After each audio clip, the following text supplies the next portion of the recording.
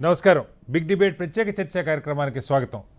తెలంగాణలో ఉన్నత చదువులకి ఏదో గ్రహణం పట్టినట్టుగా కనపడుతూ ఉన్నది.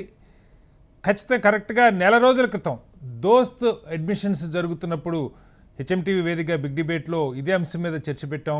ప్రభుత్వం ఫీజు రీయింబర్స్మెంట్ ఇస్తున్నా సరే ఎందుకు దాదాపు 50% పైగా డిగ్రీ సీట్లు మిగిలిపోతున్నాయన్న దాని మీద విశేష స్పందన వచ్చింది. సుమారుగా 4 లక్షల మంది విద్యార్థులు ఇప్పటికీ ఆ వీడియో చూడటం జరిగింది.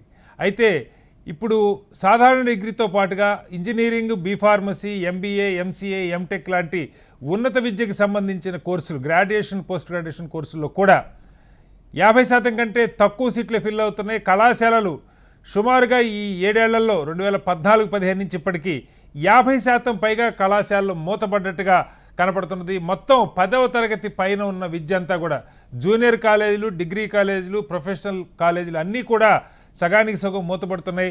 నిజంగా ఉన్నత విద్య పట్ల తెలంగాణలో విద్యార్థుల్లో విముఖతుందా, లేకపోతే కనీసపాటి వస్తువులు లేకుండా విద్య కళాశాలలు నడుస్తున్నాయా, ఏం జరుగుతున్నది, ఎందుకు పిల్లలు విముఖత చూపుతున్నారు, దాని మీద ఇవాళ బిగ్ డిబేట్లో చర్చ చేపట్టాం. చర్చలో మనతో పాటు అపార అనుభవం ఉన్న విద్యావేత్త ప్రొఫెసర్ హరగోపాల్ గారు, ప్రముఖ పౌర హక్కుల ఉద్యమకారులు, వారు మనతో లైవ్లో ఉన్నారు. అలాగే రామరెడ్డి గారు, క్రెడాయ్ నేషనల్ వైస్ ప్రెసిడెంట్, వారు కూడా ఉన్నారు.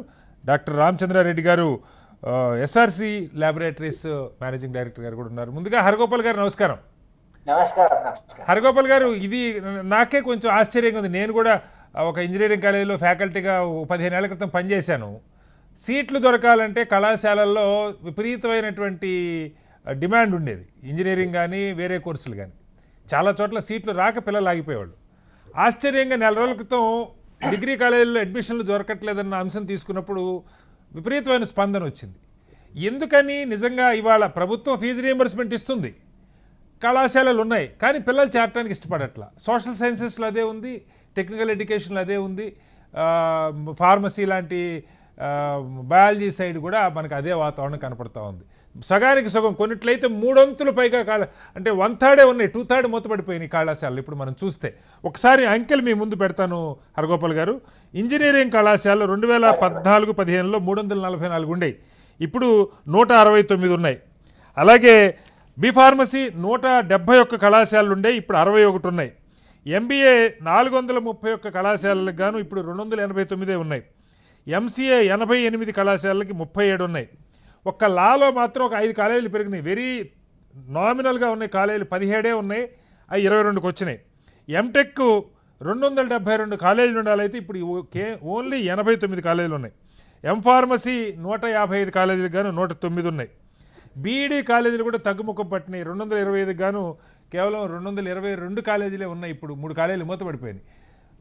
2 వంతుల కళాశాలలు 2/3 మూతపడిపోతున్న పరిస్థితి, సగం పైగా మూతపడిపోయిన పరిస్థితి. ఏంటి అసలు, ఏం మౌలికంగా ఎక్కడ తేడా వచ్చింది హరగోపాల్ గారు? అంటే ఒకటి, మనము రాష్ట్ర విభజనను కూడా దృష్టిలో పెట్టుకోవాలి. కంబైన్డ్ స్టేట్ ఉన్నప్పుడు అది విశాల రాష్ట్రం కాబట్టి ఆ ప్రాంతం నుంచి కూడా చాలా మంది విద్యార్థులు ఇక్కడ చదువుకోవడానికి వచ్చేవాళ్ళు. బహుశా ఆ రావడం ఏదైతుందో, ఇక్కడ హైదరాబాద్ చదివితే తెలంగాణలో చదివినట్టుగా ఉంటుంది, అక్కడ అవకాశాలు ఉంటాయో లేదో, తెలంగాణలో అయితే అవకాశాలు ఉండకపోవచ్చు అనేటువంటిది ఒకటి. రెండవది, మీరు ఈ సంవత్సరమే ఇంత డ్రామాటిక్ గా ఇది అడ్మిషన్స్ పడిపోవడం, కొంత కోవిడ్ ఈ పాండమిక్ ప్రభావం కూడా దీని మీద ఉంది అని కూడా మనం అనుకోవాలి. మూడవది, మొత్తం ఆర్థిక వ్యవస్థ ఏదైతుందో ఆ రేట్ ఆఫ్ గ్రోత్ మీరు జాతీయ స్థాయిలో కానీ రాష్ట్ర స్థాయిలో చూసినా కూడా మీకు కన్స్ట్రక్షన్ ఇండస్ట్రీ, రియల్ ఎస్టేటు ఇవే ఎక్స్పాండ్ అవుతున్నాయి, కానీ మ్యానుఫ్యాక్చరింగ్ సెక్టర్ ఎక్స్పాన్షన్ చాలా తగ్గదు. కానీ ఇంజనీరింగ్ పిల్లలకి అవకాశాలు వచ్చేదల్లా మీకు ఇండస్ట్రీ వస్తే దాంట్లో వాళ్ళకి ఎక్కువ అవకాశాలు ఉంటాయి కనుక వాళ్ళకు కూడా అవకాశాలు రావడం అనేది అది చాలా తగ్గిపోయింది. అంటే ఆర్థిక వ్యవస్థలో వచ్చినటువంటి ఒక సంక్షోభం ఏదైతుందో అది కూడా దీని మీద ప్రభావం ఉంది. ఇంకొకటి కూడా మీరు గమనిస్తే, ఒక ఆదాయ వర్గానికి చాలా ఆదాయాలు పెరిగాయి. అంటే తెలంగాణ వచ్చిన తర్వాత 1% మందికి ఆదాయాలు బాగా, ఈ రియల్ ఎస్టేట్ బిజినెస్, దీంట్లో ఈ కన్స్ట్రక్షన్ రామరెడ్డి గారికి తెలుసు, కొంత బాగా ఎక్స్పాండ్ అయింది. కానీ మిగతా ఆర్థిక రంగాలు అభివృద్ధి కలిగితే ఎవరికైతే ఆదాయాలు పెరిగినాయో చాలా మంది తమ పిల్లల్ని ఫారెన్ కు పంపడము ఇంటర్మీడియట్ తర్వాత, అంతకుముందు గ్రాడ్యుయేషన్ తర్వాత విదేశాలకు వెళ్ళడం అనేటువంటి ఒక పద్ధతి ఉండేది. కానీ ఇప్పుడు ఇంటర్మీడియట్ తర్వాత నాకు తెలిసే, అంటే మా స్నేహితుల మా సర్కిల్లోనే పిల్లలు ఇంటర్మీడియట్ చదువుతూనే అంటే అదంతా ఒక 1% క్రీమ్ ఆఫ్ ద సొసైటీ ఎప్పుడు ఉంటారు హరగోపాల్ గారు, మీకు తెలియదు కాదు. ఇక్కడ మీరు చెప్పినట్టు ఒకవేళ పోనీ కోవిడ్ అనుకుంటే ఫార్మాలో కూడా సీట్లు తగ్గిపోయినాయి. ఫార్మాలో 1/3 పడిపోయినాయి కాలేజీలు, 2/3 మూత పడిపోయినాయి. సివిల్ ఇంజనీరింగ్ ఇండస్ట్రీ గ్రోత్ అవుతుంది అనుకుంటే 40% అడ్మిషన్ తీసుకుంటున్నారు సివిల్ ఇంజనీరింగ్, అసలు అది కూడా చేరట్లా. యా అంటే అంటుంది ఏమిటంటే, మీరు చాలా ఆశ్చర్యంగా ఈ ఒక వర్గమేమో బయటకు వెళ్తున్నారు, తర్వాత ఈ హైదరాబాద్లో చదవడం కంటే వాళ్ళు బెంగళూరు వెళ్ళి చదవడానికి ప్రిఫరెన్స్ ఇస్తున్నారు. చాలా మంది నా మీద ప్రెషర్ ఏంటంటే, గ్రాడ్యుయేషన్ లో అక్కడ అడ్మిషన్ ఇప్పించండి ఎవరికైనా అంటే, నాకు పరిచయం ఉన్న వాళ్ళకి చెప్తున్నాను, వెయిట్ లిస్ట్ లో ఉన్నాయండి అని అలా చెప్తున్నాను. ఇది ఎక్స్పాన్షన్ కూడా బియాండ్ ఇమాజినేషన్ అండి. అసలు ఒక రాష్ట్రానికి ఇన్ని ఇంజనీరింగ్ కాలేజీలు, ఇన్ని ఫార్మసీ కాలేజీలు, మ్యాన్ పవర్ ప్లానింగ్ ఉండాలి కదా. మొట్టమొదట తెలంగాణ వచ్చిన తర్వాత ఈ ప్రభుత్వానికి ఇచ్చిన సలహాల్లో నన్ను సలహాలు ఇవ్వమని అడిగితే, అప్పుడు ఒక ఎడ్యుకేషన్ కమిషన్ వేసి మొత్తంగా ఒక ప్లాన్, అంటే మ్యాన్ పవర్ ప్లానింగ్ ఎంత ఉంటుంది, ఎన్ని కాలేజీలు అవసరం ఉంటాయి అనేది ఒకటి, అలాగే అగ్రికల్చర్ కమిషన్ ఒకటి వేయండి, తర్వాత ల్యాండ్ కమిషన్ హైదరాబాద్ లో ఈ చెరువులు వీటి మీద కొంత అక్కుపై జరిగిందని చెప్పాను. కానీ ఇప్పుడు వినే ప్రభుత్వం కాదు, అంటే మనం ఎన్ని చెప్పినా వాళ్ళు తోచిన వాళ్ళు చేస్తున్నారు. మళ్ళీ ఈ పరిస్థితి ఇలా ఉంటే 9 ప్రైవేట్ యూనివర్సిటీలకు మళ్ళీ పర్మిషన్ ఇచ్చారు. అంటే మరి ఏం అర్థం అన్నట్లు, అసలు డిమాండ్ సప్లై అనేది ఒక కనీస సూత్రం పనిచేస్తుంది.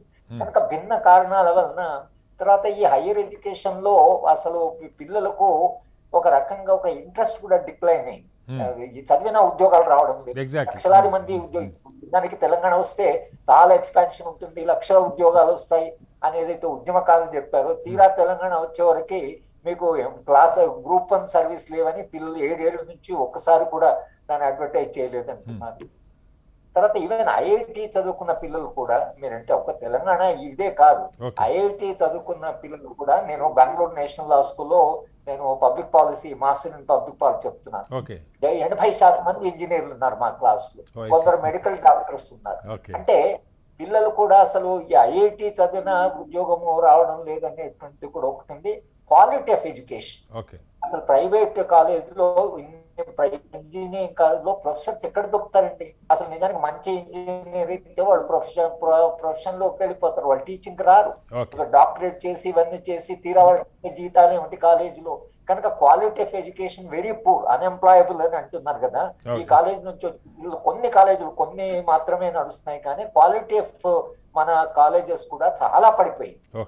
దీనివల్ల నిజానికి ఇప్పుడు ఈ 7 ఏళ్ళు నేను బెంగళూరులో చెప్తే తెలంగాణ నుంచి ఒక అమ్మాయి కానీ అబ్బాయి కానీ కాంపీట్ చేయలేదు. ఎలా అర్థం చేసుకుంటాం మనం?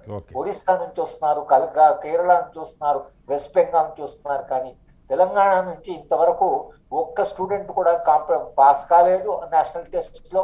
మాకు 1-2 పిల్లలు వచ్చిన వాళ్ళు ఢిల్లీ యూనివర్సిటీలో చదువుకున్నట్టు. నిజంగా కూడా సరే, ఒకసారి నాకు కూడా అంటే ఈ ఫిగర్స్ చూస్తే 100ల సంఖ్యలో ఫార్మసీ కాలేజీలు, ఇంజనీరింగ్ కాలేజీలు, ఎంబీఎంసీ ఉన్నాయి. కానీ తెలంగాణలో ఉన్న కాలేజీలు లాలో ఉన్నవి డబుల్ డిజిట్ 17 కాలేజీలు, ఒక 4-5 ఇప్పటికి కూడా చాలా తక్కువ. లా పట్ల ఎందుకు ఆసక్తి ఉన్నట్లేదు. ఒకసారి మళ్ళీ వస్తాను హరగోపాల్ గారు మీ దగ్గరికి. చంద్రశేఖర్ గారు, రామచంద్రరెడ్డి గారు, ఇక్కడ కోవిడ్ కాలం నిజంగా లైఫ్ సైన్సెస్కి చాలా, ఫార్మా రంగం అద్భుతంగా అభివృద్ధి చెందింది, వేల కోట్ల రూపాయల లాభాలు ఆర్జించింది. మందులు విపరీతంగా గత 2 ఏళ్లుగా ఏదైనా రంగం స్టాక్ మార్కెట్లో పైకి పోతా ఉందంటే ఫార్మా రంగం. అలాంటి ఫార్మాలో కూడా అసలు ఆశ్చర్యం, 2/3 సీట్లు కాలేజీలు మూతపడిపోయినాయి. మొన్నటి వరకు 2000 అంటే మనకి రాష్ట్రం ఏర్పడ్డప్పటికి దాదాపుగా 171 కళాశాలలు ఉంటాయి, ఇప్పుడు 61 కళాశాలలకు వచ్చేసింది. ఫార్మా రంగంలో బీఫార్మసీ లేకపోతే ఇలాంటివి చేసి ఫార్మాస్యూటికల్ కంపెనీల్లో కానీ మెడికల్ షాపులు పెట్టుకోవడానికి, సెల్ఫ్ ఎంప్లాయ్మెంట్ కూడా ఛాన్స్ ఉన్నటువంటి రంగం అది. అలాంటి వాటిలో కూడా విద్యార్థులు ఆసక్తి చూపట్లేదు, చేరట్లేదు. కారణం ఏమై ఉండొచ్చు రామచంద్రరెడ్డి గారు? అందరికీ నమస్కారం. ఈరోజు ఫార్మా రంగాన్ని చదవడానికి పెద్దగా ఇంట్రెస్ట్ చూపించట్లేదు నేటి తరం విద్యార్థులు. బిఎస్సి చదవడానికి కానీ, బీఫార్మసీకి కానీ ఎంఫార్మసీకి కానీ చదివి ఉద్యోగాలు సంపాదించాలనే ఆలోచన లేదు. కారణం ఏంటంటే మనకు ప్రాక్టికల్ గా లోకం అర్థమవుతుంది ఏంటంటే చదువుకున్నోడికి చదువు రానోడికి ఇద్దరికి ఒకే జీతం ఉంటుంది. ఇప్పుడు ఒక వ్యక్తి ఎంఎస్సి మాస్టర్ డిగ్రీ చదివి ఒక ఫార్మా ఇండస్ట్రీకి వస్తే స్టార్టింగ్ లో ఇనిషియల్ శాలరీస్ 13,000-15,000 లోపే ఉంటాయి శాలరీస్. అదే బయట చేసుకున్నాడు ప్లంబర్ కూడా నెలకు 40,000-50,000 సంపాదించుకుంటున్నాడు. ఒక రియల్ ఎస్టేట్ అపార్ట్మెంట్ దగ్గర కన్స్ట్రక్షన్ దగ్గర ఎక్కడ వర్క్ చేసి స్విచ్ జీ మోడల్ లాంటి వాటిలో పనిచేసి కూడా మినిమం సంపాదించుకుంటున్నారు పర్ మంత్ 20,000 దాకా. ఈ మధ్య కాలంలో మేము ఎక్కడైనా ఇంటర్వ్యూస్ పెట్టినా చాలా తక్కువ మంది అడుగుతారు. మేము ఫీల్డ్కి వచ్చిన కొత్తల్లో చాలా మంది ఫోన్లు చేశారు వాళ్ళు మా అబ్బాయి ఉన్నాడు జాబ్ ఇప్పిమని. ఈ మధ్య ఎవరి పిల్లలు కూడా దాదాపుగా ఫార్మా రంగంలో చదువు చదవడానికి మెజారిటీ పీపుల్ ఇంట్రెస్ట్ చూపించట్లేదు. అంటే చాలా ఏళ్ళు కష్టపడాలి, కష్టపడితే వచ్చే శాలరీ 20,000-30,000 వస్తుందని. ఇప్పుడు మాక్సిమం పిల్లలందరూ ఎట్టున్నారంటే స్టార్టింగ్ శాలరీ సాఫ్ట్వేర్ తో పోల్చుకొని per annum package 5 lakhs 10 lakhs అలా ఉండాలని ఒక సాఫ్ట్వేర్ లో కూడా సార్ ఇదంతా ఒక భ్రమ. ఐటీ రంగం ఎక్కువ మందికి ఉద్యోగ అవకాశాలు కల్పిస్తుంది కానీ మొత్తం విద్యార్థుల్లో కేవలం 8-9%కి మించి అసలు ప్లేస్మెంట్సే లేవు సార్ మొత్తం ఇంజనీరింగ్ కళాశాలలో. మరి ఆ సమాచారం తెలియట్లేదు. ఐటీ తర్వాత హైయెస్ట్ ప్లేస్మెంట్స్ ఉండేది ఫార్మా రంగంలోనే, అక్కడ ఎందుకు రావట్లేదు? మ్యాన్ పవర్ రిక్వైర్మెంట్ చాలా ఉంది సార్ ఫార్మాకి. ఈ రోజు మ్యాన్ పవర్ రిక్వైర్మెంట్ చాలా ఉంది. హైదరాబాద్ సిటీలో ఉన్నటువంటి జీడిమెట్ల, కాజీపల్లి, మన పాషిమేరం లాంటి మెయిన్ హైదరాబాద్ మహానగరంలో ఉన్నటువంటి R&D సిటీస్ చిన్న చిన్న కంపెనీస్ కూడా మ్యాన్ పవర్ రావట్లేదు. మేజర్ గా చదవడమే తగ్గిపోయింది. పిల్లలు బిఎస్సి ఎంఎస్సి చదివిన వాళ్ళు బల్క్ డ్రగ్ ఇండస్ట్రీ బాగా సెట్ అవుతారు. బీఫార్మసీ ఎంఫార్మసీ వాళ్ళు ఫార్ములేషన్స్ కి క్లినికల్ రీసెర్చ్ కి వాటికి బాగా సెట్ అవుతారు. స్టూడెంట్స్ అసలు ఇంట్రెస్ట్ చూపించట్లేదు ఫార్మా రంగంలో జాబ్ చేయడానికి. ఒక దాదాపు మేము చదువుకునే రోజుల్లో అయితే చాలా మంది మేము ఎంఎస్సీలు చేయాలా, పిహెచ్డీ చేయాలి, పిహెచ్డీస్ కూడా ఎవరు ఇంట్రెస్ట్ చూపించట్లేదు. కారణం ఏంటంటే జనరల్ గా లోకంలో ఏమనిపిస్తుంది, చదువుకున్నోడికి చదువు రానోడికి ఒకటే రకమైన శాలరీ అనిపిస్తుంది. ఇంకోటి ఆ రోజుల్లో ఫీజు రియంబర్స్మెంట్ అంటే ప్రధానంగా ఎందుకుంది అంటారు సార్? చదువుకున్నోడికి చదువు లేనిడికి ఇండస్ట్రీలో చదువుకున్నోడికి స్కిల్స్ ఎక్కువ ఉంటే డెఫినెట్గా ఇండస్ట్రీ ఎక్కువ ఇస్తుంది. అంటే స్కిల్స్ రావట్లేదని అనుకోవచ్చా? ఈ చదువు కెరీర్ ఓరియంటెడ్గా లేవు ఈ కోర్సుల డిజైన్ కానీ అక్కడ ఫ్యాకల్టీ కానీ ఇందాక హరగోపాల్ గారు చెప్పినట్టు క్వాలిటీ ఆఫ్ ఎడ్యుకేషన్ లేదనే అర్థం? ఖచ్చితంగా సార్, ఖచ్చితంగా. ఎందుకంటే క్వాలిటీ ఆఫ్ ఎడ్యుకేషన్ ప్రాక్టికల్స్ అనేది ఎక్కడ లేదు. చాలా వరకు మనం కొన్ని పేర్లు చెప్పకూడదు కానీ ఫారెస్ట్ లో కూడా కర్నూలు జిల్లాలో ఒక ప్లేస్ లో ఆత్మకూరు ఫారెస్ట్ లో కూడా ఎంఎస్సి కెమిస్ట్రీ కాలేజ్ ఉంది. కర్నూలు జిల్లా నల్లమల ఫారెస్ట్ దగ్గరలో కూడా ఒక ఎంఎస్సి కెమిస్ట్రీ కాలేజ్ ఉంది. అసలు కాలేజీ లేదు, బిల్డింగ్ లేదు, ప్రాక్టికల్స్ ఎప్పటి నుంచో ఉంది. అట్లా చాలా ఇన్స్టిట్యూషన్స్ కూడా ప్రాక్టికల్ నాలెడ్జ్ లేకుండా వాళ్ళు ఏదో కాలేజీ పెట్టాం పర్మిషన్ తీసుకొచ్చి బ్రతుకుదీరు కోసం వాళ్ళు కాలేజీ నడుపుతున్నారు, సర్టిఫికేట్ కోసం వీళ్ళు స్కూల్కి వెళ్తున్నారు. కొన్ని చిన్న చిన్న లోపాలు ఉంటాయి. అది ఎవరిని తప్పడానికి కాదు కానీ ఇన్ఫ్రాస్ట్రక్చర్ సరిగ్గా లేకపోవడము.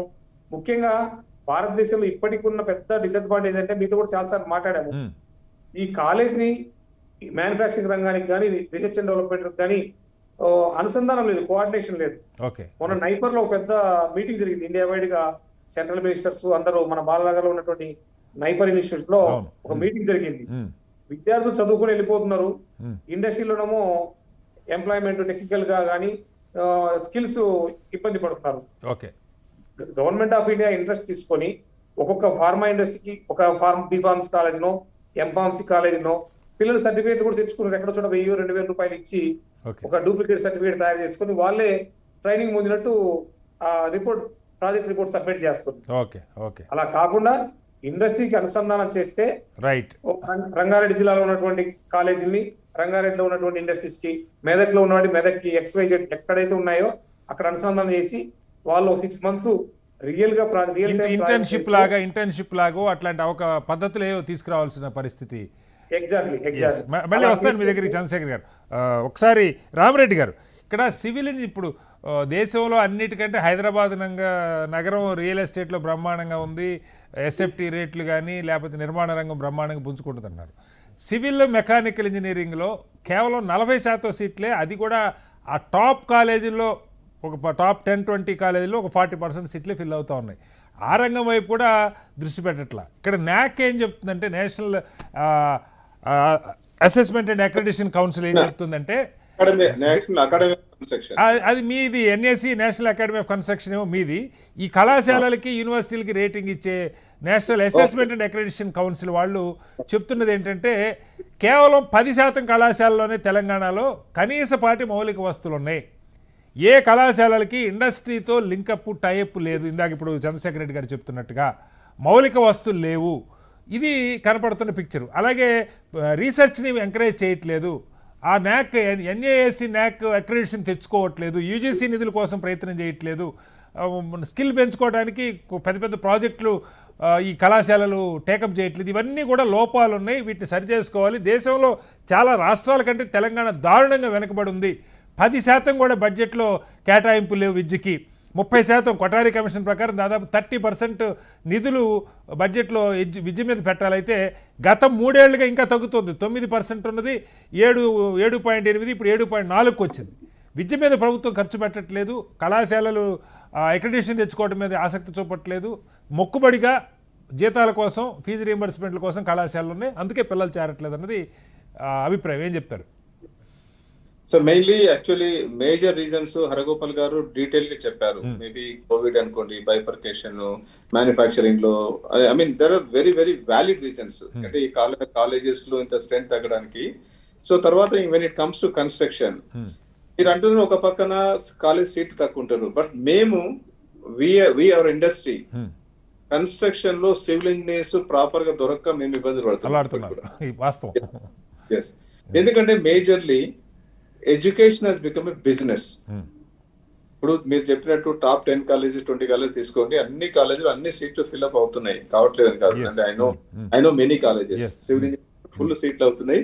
వీఆర్ గోయింగ్ అండ్ వాళ్ళ క్యాంపస్ ఇంటర్వ్యూస్ లో తీసుకుంటున్నాము, వాళ్ళకి ప్లేస్మెంట్స్ వస్తున్నాయి. ఎక్కడ ఉద్యోగానికి అభద్రత లేదు, ఇబ్బంది లేదు. మెయిన్లీ ఒక బిజినెస్ లాగా అయిపోయి హెల్టర్ స్కెల్టర్ గా కాలేజెస్ విపరీతంగా వాళ్ళు చేసేసి తర్వాత ఏమైందంటే వాళ్ళకు ఆర్థిక ఇబ్బందులు ఏర్పడేసరికి ఇప్పుడు ఏమైంది, రియల్ ఎస్టేట్ అయిపోయింది కాలేజీలో. ఇప్పుడు మీరు అన్నారు 705 కాలేజీలు మూసారన్నారు. దాంట్లో ఏమవుతుంది, స్టూడెంట్స్ లేక ఇబ్బంది పడుతున్నారు డెఫినెట్ గా. ఎందుకంటే వాళ్ళు అసలు అంత పొటెన్షియల్ ఉందా లేదా చూసుకోకుండా ఏదో పర్మిషన్ తీసుకుని టగటగట వేసేసుకున్నారు. ఇప్పుడు స్టూడెంట్స్ లేకపోతే వాళ్ళు దాన్ని చేస్తున్నారు, దాన్ని రియల్ ఎస్టేట్ కన్వర్ట్ చేసుకుంటున్నారు మెజారిటీ ఆఫ్ ద పీపుల్. ఎందుకంటే ల్యాండ్ వాల్యూస్ విపరీతంగా పెరిగిపోయినాయి. ఎప్పుడో మనం కొన్ని లక్షల రూపాయల్లో కొనుక్కున్న ల్యాండ్స్ ఇప్పుడు ఏదో కాలేజీలు అంటే మోస్ట్ ఆఫ్ ది కాలేజెస్ ఎక్కడో సిటీకి, హైదరాబాద్ సిటీకి కానీ వేరే సిటీస్ కానీ దూరంగానే ఉంటాయి. అప్పుడు లక్షల్లో కొన్నది ఇప్పుడు కోట్ల రూపాయలు అయిపోయినాయి. సో దాన్ని they are converting into real estate. కళాశాలల యాజమాన్యాలకి నష్టం లాభమా చర్చ కాదు రామరెడ్డి గారు. నా పాయింట్, ఉదాహరణకు ఒక చిన్న ఇన్ఫర్మేషన్ ఇస్తాను మీకు. మన దగ్గర తెలంగాణలో రాష్ట్ర విభజన తర్వాత సుమారుగా 6 లక్షల మంది 10th క్లాస్ పరీక్షలకు హాజరవుతా ఉన్నారు. ఆ తర్వాత ఇంటర్మీడియట్ కూడా 5-5.5 లక్షల దాకా ఇంటర్మీడియట్కి వస్తూ ఉన్నారు. డిగ్రీకి వచ్చేసరికి ఈ సోషల్ సైన్సెస్ దోస్త్ అడ్మిషన్లో మొన్న 4 లక్షల మంది రిజిస్టర్ చేసుకున్నారు. ఇంజనీరింగ్ సైడు, ఫార్మా ఇవన్నీ 1.5-2 లక్షల మంది ఉంటారు. కనీసం ఈ 6 లక్షల మంది డిగ్రీ దాకన్నా పూర్తి చేయాలి కదా. ఈ లోపల ఏదైనా గొప్ప ఉద్యోగ అవకాశాలు ఉన్నాయా? ఈ ఆటో నడుపుకోవటం, కిరాణా కొట్టు పెట్టుకోవడం తప్పితే ఇంకొక మార్గం లేదు. ఇవి చదివిన వాళ్ళకే ఉద్యోగాలు లేకపోతే ఇవి కూడా చదవకపోతే అసలు ఉద్యోగాలు ఎక్కడి నుంచి వస్తాయి అన్నది ప్రశ్న. సో మన దగ్గర పిల్లలు ఉన్నారు సార్, పిల్లలు లేరని కాదు. 6 లక్షల మంది 10th చదివి బయటకు వస్తున్నారు. వాళ్ళల్లో 2-3 లక్షల మంది కూడా హైయర్ స్టడీస్కి వెళ్ళట్లా. అది పరిస్థితి. డెఫినెట్ గా అండి. ఇప్పుడు మనకు employment is the biggest problem in the country. మన రాష్ట్రమే కాకుండా హోల్ కంట్రీలో ఎంప్లాయ్మెంట్ అనేది ప్రాబ్లం ఉంది. Lot of promises were made by the government of India అనుకోండి. అంటే ఎవ్రీ స్టేట్ లో ప్రామిసెస్ చేస్తున్నారు, but it's not happening. So employment, but మనకి ఏమిటంటే మేజర్ ఫోకస్ మన బడ్జెట్స్ అంతా ఆన్ వెల్ఫేర్ స్కీమ్స్ లో ఎక్కువపోతుంది. వెల్ఫేర్ చేయకూడదని కాదు, బట్ డెఫినెట్ గా గ్రోత్ తో పాటు కొన్ని లింక్ చేసుకుంటే it's going to be add value to this thing అన్నట్టు. సో అక్కడ మనకు కొంచెము మీరు అన్నట్టు కొన్ని రాష్ట్రాలు, ఫర్ సెక్ట్ ఆఫ్ ఢిల్లీ తీసుకోండి, బ్రహ్మాండమైన స్కూల్స్, ఎగ్జాక్ట్లీ అంటే గవర్నమెంట్ స్కూల్స్ బ్రహ్మాండంగా వచ్చేసాయి. అంటే education, I mean people are going to private, people are going to government schools. So అలా బిజినెస్ అనేది అక్కడ ప్రాధాన్యత లేదు. అప్పుడు ఏమైతే మనం బెస్ట్ స్కూల్స్ వచ్చినాయి అనుకోండి, ఆటోమేటిక్ గా ఇది ఎడ్యుకేషన్ ఇంకా ఇంప్రూవ్ అవుతుంది. ఎందుకంటే ప్రైవేట్ స్కూల్స్ లో కంటే గవర్నమెంట్ స్కూల్స్ లో క్వాలిఫైడ్ టీచర్స్ ఉన్నారు, ప్లే గ్రౌండ్స్ ఉన్నాయి, రకరకాలు ఉన్నాయి. I have my own experience. ఒక స్కూల్ నేను అడాప్ట్ చేసుకున్నాను నల్గొండ జిల్లాలో. తీసుకున్నప్పుడు ఒక హెడ్ మాస్టర్, మంచి హెడ్ మాస్టర్ ఉండే, బ్రహ్మాండంగా నడుస్తుంది స్కూల్. అది ఒకసారి ఆ హెడ్ మాస్టర్ ట్రాన్స్ఫర్ అయిపోయినాడు, కథం కొలాప్స్ అయిపోయింది ఎంటైర్ స్కూల్. సో ఆ ఫోకస్ అనేది కొంచెం తగ్గిపోతుంది. అంటే ఈవెన్ టీచర్స్ ఆల్సో ఫుల్ గా వాళ్ళు అంటే బాధ్యతను నిర్వర్తిస్తలేరు. నాకు ఒక బాధగా ఉంది. ఎందుకంటే child education is very very important education. Right. So వాళ్ళు రెస్పాన్సిబుల్ ఫీల్ అయితే ఇంకా మన ఎడ్యుకేషన్ చాలా బాగుంటుందని నేను ఆశిస్తున్నాను. ఒక్కసారి మళ్ళీ వస్తాను రామరెడ్డి గారి మీ దగ్గరికి. హరగోపాల్ గారు, ఈ వాళ్ళు చేసినటువంటి న్యాక్ ఇచ్చినటువంటి రికమెండేషన్స్ తెలంగాణకి సంబంధించి రీసెర్చ్ మీద అసలు దృష్టి పెట్టట్లేదు. ఈ కళాశాలలు ఇంజనీరింగ్ కావచ్చు, ఫార్మా కావచ్చు, వీళ్ళెవరు కూడా న్యాక్ అక్రిడిటేషన్కి వెళ్ళట్లేదు. ఆ కారణంగా ఏదైనా యూజీసీ బోర్డు అని డబ్బులు ఉంటాయి, వాళ్ళు ఇచ్చారు కూడా. అసలు ఎడ్యుకేషన్కి కేటాయించిన డబ్బుల్లో దాదాపు 25% కూడా వాడుకోలేకపోతున్నాయి రాష్ట్రాలు అని చెప్పి కూడా చెప్తా ఉన్నారు ఈ ప్రాజెక్ట్స్ కోసం యూజీసీ కింద అలొకేట్ చేసిన ఫండ్స్ నుంచి. సో ప్రాజెక్ట్స్ పెద్ద రీసెర్చ్ ఓరియంటెడ్గా లేవు ఈ ఇన్స్టిట్యూట్స్. క్వాలిటీ ఎడ్యుకేషన్ లేదు, ఇండస్ట్రీతో టైఅప్ లేదు అని చెప్పి ఇవన్నీ ఏర్పరచుకోవాలని న్యాక్ రికమెండ్ చేస్తుంది. ఏం చెప్తారు? నేను ముందు చెప్పినట్లుగా విద్యారంగాన్ని కేంద్ర ప్రభుత్వము రాష్ట్ర ప్రభుత్వము సంపూర్ణంగా విస్మరించాయి. ఓకే. విస్మరించడం వలన అటు కేంద్ర ప్రభుత్వము విద్యకు నిధులని కేటాయించడంలో ప్రతి సంవత్సరం తగ్గిస్తూ వస్తుంది. ఓకే. రాష్ట్ర ప్రభుత్వము ఆ నిధులను తగ్గిస్తూ వస్తున్నది. ఈ తర్వాత ఈ ప్రైవేట్ సెక్టార్ ఇంత ఎక్స్పాండ్ కావడం ఏదైతుందో చాలా జాగ్రత్తగా ఒక యూనివర్సిటీ, ఒక ప్రైవేట్ యూనివర్సిటీ వస్తుందంటే దాన్ని ఎన్నో కోణాల నుంచి చూడాలి. కానీ అలా చూడకుండా ఏఐసిటి వాళ్ళు కంప్లీట్ గా కరప్ట్ అయిపోయి ఆ సంస్థ యొక్క రెప్యుటేషన్ పోయింది. మీరు ఆ చేతన్ భగత్ ఒక రెవల్యూషన్ 2020 ఏమో నవల రాశాడు. ఆ నవల్లో ఏఐసిటి మెంబర్లు, యూజీసీ మెంబర్లు ఎట్లా కరప్షన్ ప్రాక్టీస్ చేస్తారా నవల్లో ఒక గ్రాఫిక్ గా రాశాడు. కానీ ఇవాళ కాలేజీ బిల్డింగ్ లేకున్నా వీళ్ళు దానికి రికగ్నిషన్ ఇచ్చిపోయేటువంటి అంత దిగజారిపోయింది. ఒక కాలంలో అలా ఉండేది కాదు. నేను కూడా కొన్ని కాలేజీలు కొన్ని యూనివర్సిటీ రికగ్నైజ్ చైర్మన్ గా వెళ్ళాను. నేను పంజాబ్ వెళ్ళాను. నేను చాలా యాంగిల్ చూసాం. మాకు ఇంజనీరింగ్ టీం ఉండింది, మాకు మెడికల్ టీం ఉండింది. ఆ చైర్మన్ వాళ్ళు స్వీట్స్ అమ్ముకునే వాళ్ళు యూనివర్సిటీ పెట్టారు. నేను వాళ్ళకు చెప్పాను, అసలు మీరు బిజినెస్ చేసి స్వీట్స్ లో మీకు చాలా లాభం వస్తుంది కాబట్టి విద్యలో పెట్టండి, మీకు చాలా పేరు ఉంటుంది. తర్వాత మీకు భవిష్యత్తులో అసలు ఫలానా వాళ్ళు అలాంటిది ఏం లేదు. దాతృత్వం, చారిటీ ఏం లేదు. పిచ్చిగా డబ్బులు ఇప్పుడు రామరెడ్డి గారు చెప్పారు. అంటే విద్య బిజినెస్ అయిపోయి దీని గురించి లాభాలు చేసుకోవాలనుకుంటున్నారు. కానీ ఇప్పుడు పిలానీ ఇన్స్టిట్యూట్ కానీ, టాటా ఇన్స్టిట్యూట్ కానీ ఇవంతా వాళ్ళు పిచ్చిగా వాళ్ళు డబ్బులు పెట్టి పిల్లలకు చదువు చెప్పించారు. మన ప్రైవేట్ సెక్టర్ ఏంటంటే అన్ని బిజినెస్, ఇది ఒక బిజినెస్ అయిపోయింది. విద్యారంగంలో అటువంటి బిజినెస్ చేయడం వలన ఇవాళ మొత్తంగా గౌరవం తగ్గిపోయింది. పిల్లలకు చదువుకుంటే అవకాశాలు రావు అనేటువంటిది ఒకటి బాగా నిరాశ వచ్చేసింది. ప్రభుత్వము ఉద్యోగాలు తగ్గుతూ వచ్చాయి, అంటే ప్రభుత్వం పాలనతో వచ్చింది. కనుక ఈ పరిస్థితి ఇట్లా ఎలా మారిందంటే చదువుకున్న పిల్లవాడు రేపు నా భవిష్యత్ ఏమిటి అనేటువంటి దగ్గరకు వచ్చారు. కానీ ఇప్పుడు నేను మీకు బెంగళూరు ఇన్స్టిట్యూట్ కేసు చెప్పాను. అక్కడ మాకు 40 మంది పిల్లల్లో 40 మందికి ఎంప్లాయ్మెంట్ వస్తున్నది. అది కూడా ఉంది. అసలు ఒక అమ్మాయిని నేను అడిగాను, ఏమమ్మా జాబ్ అంటే, నాకు జాబ్ ఇంకా రిలాక్సింగ్ పీరియడ్ సార్, నాకు జాబ్ కావాలనుకున్న తర్వాత 10 రోజుల్లో నాకు జాబ్ వస్తుంది. ఇది ఒక పరిస్థితి. ఇదే మరి సెంట్రల్ యూనివర్సిటీలో కొంత పర్వాలేదు, కానీ కాకతీయ ఉస్మాన్ యూనివర్సిటీకి వచ్చే వరకు పిల్లవాడు ఒక్కరికైనా ఉద్యోగం వస్తుందా రాదా అనేటువంటి ఒక నిరాశ, ఒక రకమైనటువంటి దాంట్లో అది సూసైడ్ దాకా వెళ్ళిపోయింది.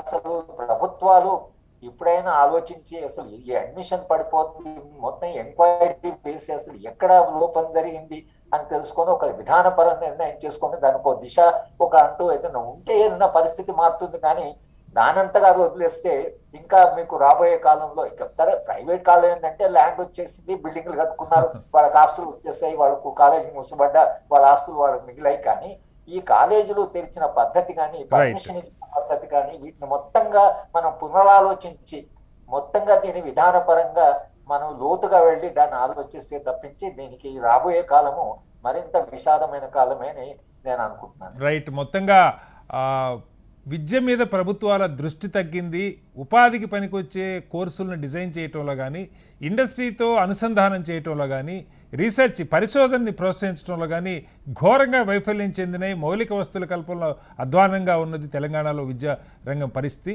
ఈ కారణంగానే పిల్లలు చదువుకు దూరం అవుతున్నారు, ముఖ్యంగా ఉన్నత విద్యకు దూరం అవుతున్నారు. 10th ఇంటర్మీడియట్ చదివిన తర్వాత ఫీజు రీయింబర్స్మెంట్ ఉన్న కళాశాలల్లో ఇంజనీరింగ్ కానీ నాన్ ఇంజనీరింగ్ కానీ చేరడానికి సిద్ధంగా లేరు. ఇది ప్రభుత్వం ఎంత త్వరగా గమనిస్తే అంత మంచిది. ఇది ఒక ప్రమాద ఘంటిగా భావించాలి. విద్యకి పిల్లల దూరం కావటం ఏ రకంగా కూడా తెలంగాణ ఏర్పాట్లో కొలువులకున్న ప్రాధాన్యతని ప్రభుత్వాలు మర్చిపోయినట్టుంది. ఆ దిశగా అడుగులు పడాలని కోరుకుందాం. చర్చలో పాల్గొన్న ప్రొఫెసర్ హరగోపాల్ గారికి, డాక్టర్ రామచంద్రరెడ్డి గారికి, అలాగే రామరెడ్డి గారికి ధన్యవాదాలు. ఇది వాళ్ళ బిగ్ డిబేట్. రేపు మరోస్తే మళ్ళీ కలుద్దాం. అంతవరకు నమస్కారం, సెలవు.